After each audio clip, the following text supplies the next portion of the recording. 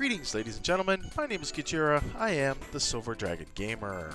Today we're going to be seeing how strong we can get Link without leaving the Great Plateau and doing none of the mini dungeons and using no glitches or exploits. Now, Breath of the Wild was released for Switch in 2017 and has been one of the most popular games in the franchise. This particular game really leans heavily into its roots of being an open world game and allowing you to explore however you like. Do you want to run straight to the last boss? Sure, go ahead. Want to spend all your time farming shrines and finding the absolutely best gear? You can do that. The extreme openness of the game has made it easy to pick up and put down as your life demands. So after Link wakes up, he's going to start to head out of the Shrine of Resurrection and be granted the Shikica Slate, as well as some bare basic armor in the old shirt and the well-worn trousers, before being allowed out onto the Great Plateau to begin what is essentially the tutorial area. From there, Link has free reign to go wherever he wants on the Great Plateau.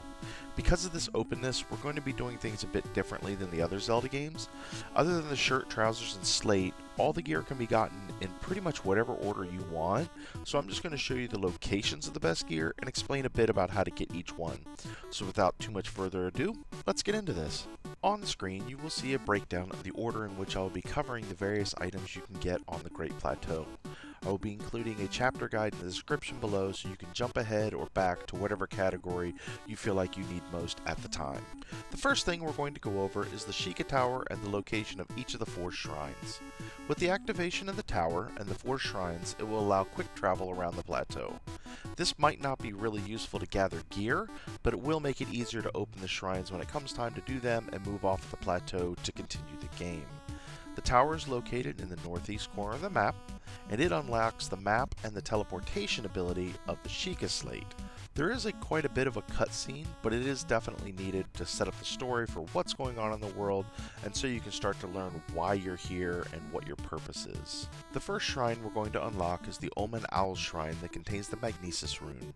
This shrine is located just north of the tower, and also gives access to the first of the expansion pass chests right outside the shrine and contains a ruby. Once we place the slate on the pillar, it unlocks the shrine, and we can now move on to the Jawaji Shrine with the bomb rune. This shrine is located on the east side of the plateau in the Eastern Abbey and can be tricky to access because of the decayed guardians that surround it. They're very powerful and will easily one-shot you unless you hide behind walls or reflect their shots. Once you open the shrine, we can move on to the Oadim Shrine with the Stasis rune. This shrine is located on the south side of the plateau and just needs you to drop down and open it, before moving on to the hardest shrine to access, the Kamet Shrine with the Cryonesis rune. That shrine is located on the western edge of the plateau in the cold region. It's a bit trickier to access, but I will cover how in the armor section. Now that we've covered the shrines and their locations, we can move on to find the best melee weapons and then on to bows and arrows. The first 2 items we need are located just a short distance from the Shrine of Resurrection, down here by the Old Man. They are the torch and the woodcutter's axe. The torch is found just behind the Old Man, and the woodcutter's axe is just down the hill from there. These 2 items are more tools and weapons and very useful for the rest of the game. Now we move on to the Boko Club. This is really just a temporary weapon, but you'll end up collecting a ton of these and burning through them quickly because of the weapon break mechanic. They're carried by most of the red bokoblins on the Great Plateau. The easiest one to get is right outside the Temple of Time, and you can use anything from a tree branch to a rusted sword to the axe and claim this temporary weapon, because as I said, you're going to burn through a ton of these. As you progress, you'll find a couple of decent spears by the House of the Old Man just east of Oa Shrine. The Farmer's Pitchfork is an okay spear with a low durability and is right in front of the house by the ruined wagon. The Throwing Spear has a little bit better durability but a lower damage. The Throwing Spear is harder to get though because you have to clear out this bokoblin camp just north of the house. But keep in mind that the chest might not always contain a spear. I tested this 3 times and got a spear each time, but the chances are still not 100%. From here, we're going to acquire 2 guaranteed soldier swords. The first is behind the Jawaji Shrine, stuck in a piece of ruin at the edge of the plateau. Once you climb up here, you go up this wall, run out, and there's your soldier broadsword. The second one is under the waterfall in the cold area. As you run in here, it's simply stuck in the ground. The Spiked Boko Club and Shield are always carried by random bokoblins, but particularly the blue ones. Blue bokoblins are a random spawn in any of the enemy camps, but are much stronger than their red cousins and tend to hit way harder than the red ones do. So if you happen to find one and especially if it happens to be carrying a soldier sword, because that is within their randomness for them to be able to carry, be very careful because they can one-shot you very easily at this point in the game. From here, we're going to move on to the bows and arrows. There are only really 3 good bows that can be gotten at this point in the game. The first is the Traveler's Bow, and that is located just to the right of the entrance inside the Temple of Time ruins. Once you go past these pots, it's simply right there. The second bow you get is also located within the Temple of Time ruins. This is the Soldier's Bow. To obtain it, all you have to do is climb up the side of the Temple of Time ruins to the very pinnacle of the roof. From there, you head north to the ruined steeple, climb up inside of it to find a chest containing the bow. The third bow is located alongside of the Soldier's Sword inside the cold area Waterfall. Now once inside, you'll find 3 chests, one containing the spiked boko bow, another containing fire arrows, and the last one containing normal arrows. Now the final important arrow pack is a set of bomb arrows. This is the second of the expansion pass chests. These are located just to the north of the old man's house beside that bokoblin camp inside a small cave. You just need to locate them and open the chest to get the arrows. Now that we've completed the weaponry, we can move over to the non-starting armor. The old shirt and well-worn trousers have been covered in the opening, but the next piece of armor you can get is the Hilian Trousers. These are located just to the northeast of the ruined Temple of Time. A single bokoblin generally guards a chest in a ruined house that contains the Hilian Trousers, which give us a nice armor rating of 3. The third and final expansion pass chest contains a piece of armor that is more of a cosmetic than an actual armor piece. It's located on top of the wall in front of the Jawaji Shrine, and it contains a red Nintendo shirt with an armor rating of 1. Our last armor piece is the warm doublet, and there are 2 ways to obtain this particular piece of armor, and both involve cooking. For method 1, if you go to the old man's house in the south, you can learn a recipe for spicy meat and seafood fry. This recipe requires 1 Hyrule bass, 1 raw meat, and 1 spicy pepper.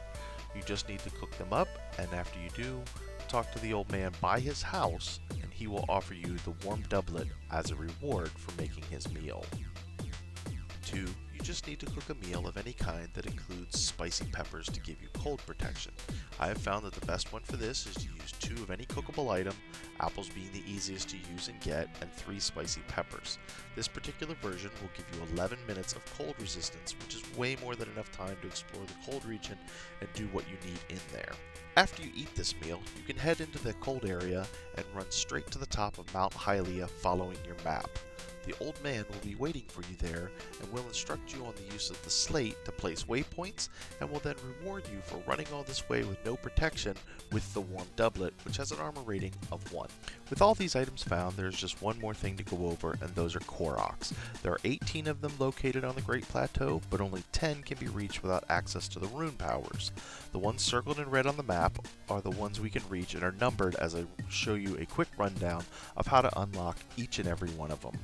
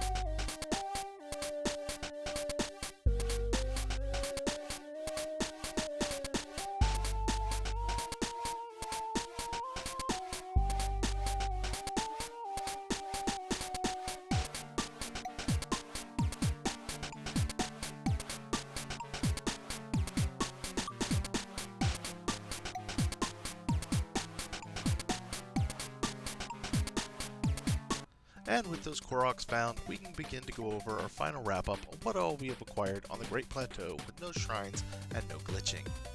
To start off with, we have a spiked boko shield. Now this may or may not be in your inventory depending on the RNG of the bokoblins.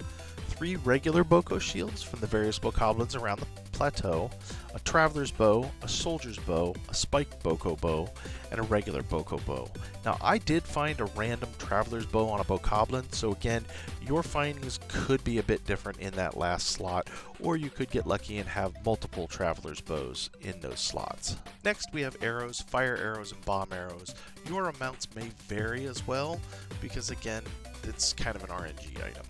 Then it's on to the Spiked Boko Club, a Farmer's Pitchfork, a Throwing Spear, a Traveler's Sword, again from a random bokoblin, Woodcutter's Axe, Torch, and 2 Soldier's Swords.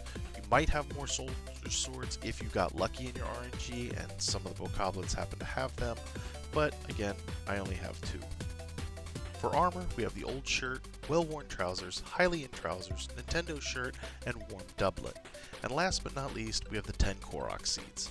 I've purposely left out the various foods and meals you can make on the Great Plateau because you're really limited to just 4 kinds of meals on the plateau. You have the health refillers, the stamina refillers, cold resistant food, and speed food.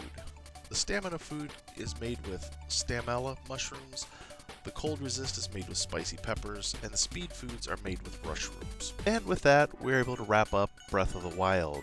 Thank you once again for sticking around and watching the entire video, and please remember to like, subscribe, comment, and share the video as it really does help us out. And as always, I'll see you in the next one.